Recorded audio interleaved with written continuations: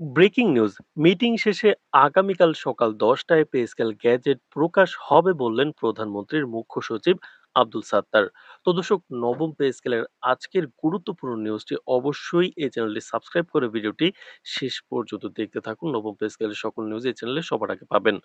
অবশেষে সব জল্পনা কল্পনার অবসান ঘটিয়ে নতুন পে স্কেলের গ্যাজেট প্রকাশের চূড়ান্ত তারিখ ঘোষণা করেছে সরকার।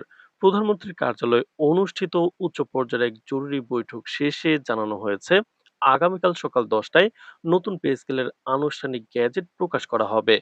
আজ দুপুরে বৈঠক শেষে উপস্থিত সাংবাদিকদের সঙ্গে আলাপকালে এই গুরুত্বপূর্ণ তথ্যের সত্যতা নিশ্চিত করেছেন প্রধানমন্ত্রীর মুখ্য সচিব আব্দুস সাত্তার।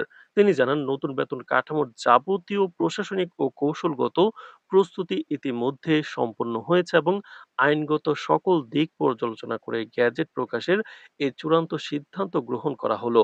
নতুন পে স্কেলে আর্থিক সুবিধার পাশাপাশি 11 থেকে 20তম গ্রেডের কর্মচারীদের জন্য রেশন সুবিধা কার্যকর করার বিশেষ সিদ্ধান্ত গ্রহণ করা হয়েছে। এই সুবিধার আওতায় প্রতি মাসে প্রদান করা হবে 20 কেজি আটা, 15 কেজি চাল, 10 লিটার সয়াবিন তেল, 2 কেজি চিনি, 4 কেজি ডাল এবং 3টি সাবান। সার্বিক সার্বজনীন সামাজিক নিরাপত্তা ও সুবিধা নিশ্চিত করতে 11 থেকে 20তম গ্রেডের কর্মচারীদের মধ্য থেকে অগ্রাধিকার ভিত্তিতে বাছাইকৃত মোট 2 লাখ কর্মচারীকে বিশেষ ফ্যামিলি কার্ডও প্রদান করা হবে।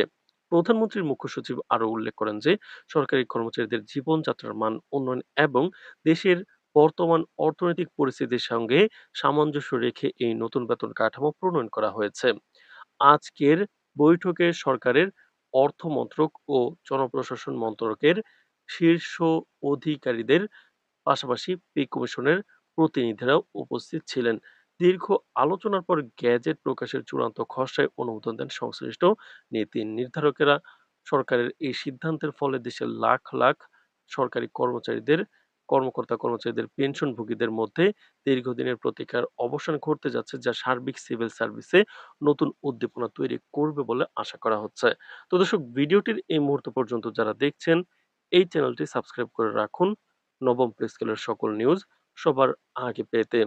নতুন প্রজ্ঞাপনে অবসরপ্রাপ্ত সরকারি কর্মচারীদের পেনশন সুবিধা সরাসরি 100% বাড়ানো হয়েছে, যা চলমান আগস্ট মাস থেকেই কার্যকর হতে যাচ্ছে।